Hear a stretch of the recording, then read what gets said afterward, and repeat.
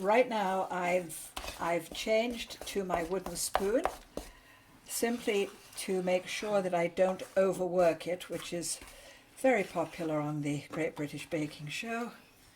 And I'm about to tip the rest of the flour in on top and mix that in, and then I shall add the egg in.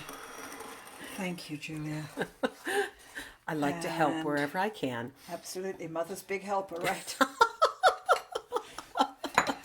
That was a series of ladybird books in England for children.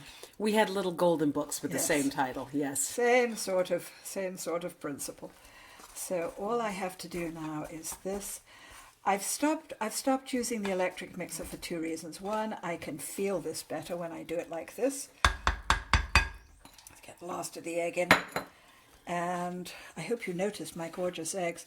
Now, as soon as I've finished mixing this, and I think it's pretty much incorporated, this, of course, is going to be whether it rises or falls. Hopefully this is not the Roman Empire.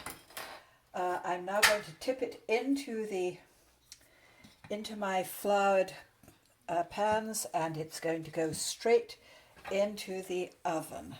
Okay, hi again. If you can see, the butter and sugar have become a lovely colour. If you remember what it looked like when I was cutting it. Now I'm going to start adding flour and egg. And Julia probably doesn't want to video this whole thing because it does take a little while. We'll show some of the process. Okay, well, the flour was sifted, by the way, with my very old-fashioned sifter I brought from England. And in it is the baking powder that also needed to be sifted. So do you always add a little bit of one and a little bit of the other? It's a very old-fashioned principle. Let me put it like that. Now I'm going to stop for a moment, Julia. Hello, everybody. Julia and I are up to our ears in the kitchen again. So what I've been doing is creaming the butter to get it to the consistency of cream, and I'm going to turn this on because I think it needs just a little bit more before I add the sugar. So, bit of a noise, hopefully, but it's beginning. It's gone from those lumps that I was cutting into a really, really nice mixture here. And I'm going to start putting the sugar in.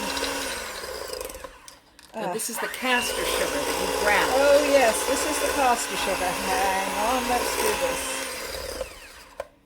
And because you can buy caster sugar in this country, but it is pricey. So using my little Cuisinart processor, I just processed up the sugar till I got it fine enough, and I showed Julia, we compared the granulated sugar and the caster sugar, and it really worked. Mm-hmm.